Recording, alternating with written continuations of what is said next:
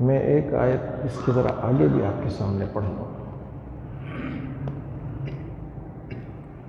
فَلَنَسْأَلَنَّ الَّذِينَ أُرْسِلَ إِلَيْهِمْ وَلَنَسْأَلَنَّ الْمُرْسَلِينَ.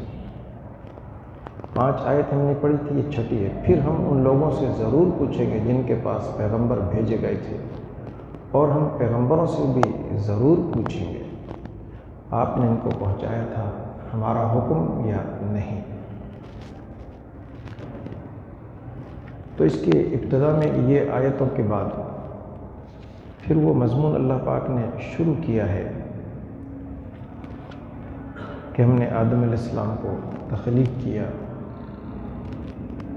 اس کو سب کچھ سکھایا.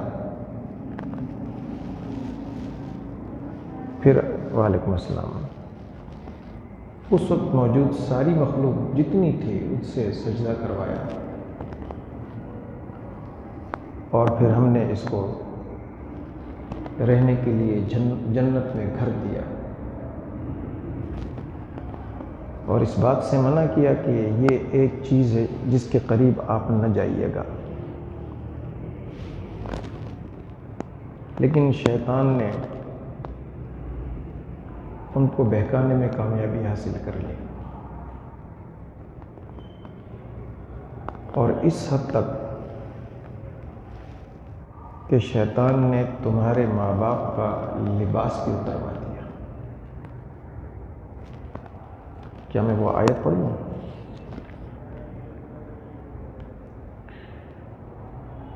یہ 27ویں آیت اسی صورت کی. اے اولاد آدم، مجھے اور آپ کو اللہ کہہ رہے ہیں، شیطان تم کو کسی خرابی میں نہ ڈال دے جیسا کہ اس نے تمہارے ماں باپ کو جنت سے باہر کرا دیا، ایسی حالت میں ان کا لباس بھی اتروا دیا.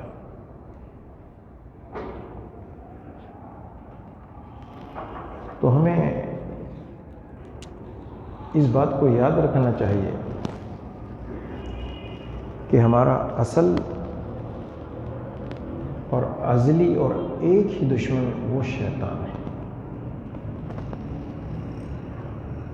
اور یہ علم ہر انسان کے لیے ہونا چاہیے، وہ چاہے ایمان والوں میں سے ہو یا ابھی ایمان کے محروم لوگوں میں سے ہو. شیطان تو سب کا دشمن ہے، اس لیے کہ انسان کی وجہ سے شیطان نے تکبر کیا، اور تکبر کی وجہ سے نہ صرف اللہ کی جنت سے اسے باہر کر دیا گیا، ہمیشہ کے لیے باہر کر دیا گیا، قیامت تک بھی اس کے لیے یہ دنیا سزا بن گئی، اور قیامت کے بعد بھی آخرت، وعلیکم السلام، اس کے لیے سزا ہی سزا ہوگی. تو وہ اپنا بدلہ لینے کے لیے ہر وقت انسان کے ہاتھ میں لگا ہوا ہے. یہ جو ہم نے ابھی آیت پڑھی اسی کے اندر یہ بات، اے اولاد آدم، شیطان تم کو کسی خرابی میں نہ ڈال دے جیسا اس نے تمہارے ماں باپ کو جنت سے باہر کرا دیا، اور ان کا لباس بھی اتروا دیا، تاکہ وہ ان کو ان کی شرمگاہیں دکھائے. اور شیطان اور اس کا لشکر تم کو ایسی جگہ سے گھات لگائے دیکھتا ہے، تم انہیں نہیں دیکھتے.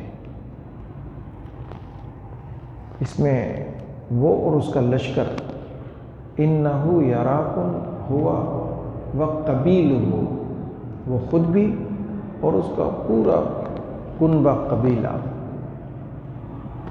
جو اپنی خدمات اس کو پیش کرتے ہیں اس کے کنبے قبیلے میں، اور وہ ایسی جگہ بیٹھا ہے اللہ سبحانہ و تعالیٰ کہہ رہے کہ آپ لوگ نہیں دیکھ سکتے اس کو. ظاہر ہے جیسے انسان نے اللہ سبحانہ و تعالیٰ کو نہیں دیکھا، پہلے دن سے شیطان کو بھی نہیں دیکھا ہے. وہ بھی نظر نہ آنے والی مخلوق ہے جنات میں سے، اور اس کا کام کرنے کا طریقہ یہ ہے کہ وہ انسانی دل کے قریب انتظار کرتا ہے کہ یہ بندہ کب اللہ سے، کب اپنے مالک سے اپنے رب سے غفلت میں پڑتا ہے، جیسے آدمی غافل ہوا وہ وہاں پر وار کر دیتا ہے، اور اس کے وار کا طریقہ یہ کہ وہ وسوسہ دل میں پیدا کر دیتا ہے۔ ہم نے ساری عمر گزار دی نمازیں پڑھتے ہوئے، ہمیں تو یہ سنایا جاتا ہے کہ نماز کا اللہ پاک پہلا فائدہ یہ دیتے ہیں کہ انسان کا رزق وسیع ہو جاتا ہے، رزق کی تنگی ختم ہو جاتی ہے۔ تو ساری عمر بھی نماز پڑھتے ہوئے ہم تو کوئی فرق نہیں پڑا۔ ایسی سوچ میری آپ کی آج پہلی بار نہیں ہے۔ موسیٰ علیہ السلام نے جب اپنی قوم کو سمجھایا، جب وہ قید تھی اور بیگار کاٹتی تھی فرعون کے ہاں،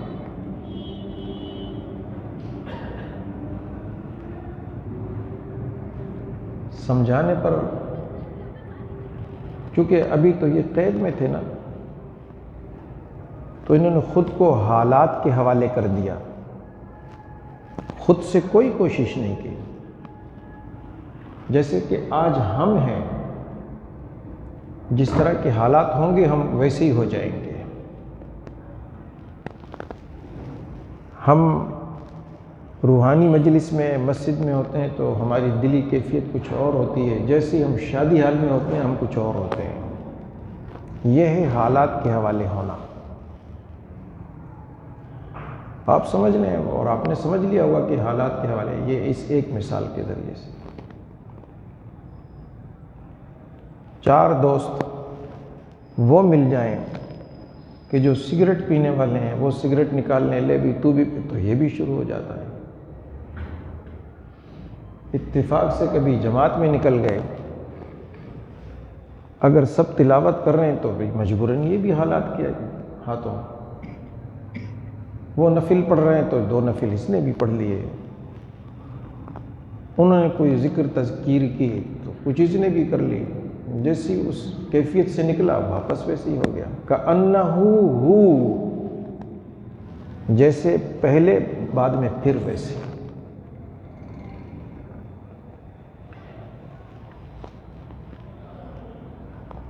ہم بہت عجیب و غریب حالات میں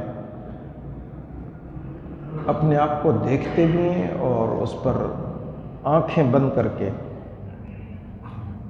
اپنے دل کو تسلی دے لیتے ہیں، جو ہوگا دیکھا جائے گا، جو سب کے ساتھ وہ۔ یہ بڑی نادانی کی سوچ ہے، بہت گھاٹے اور نقصان کی سوچ ہے۔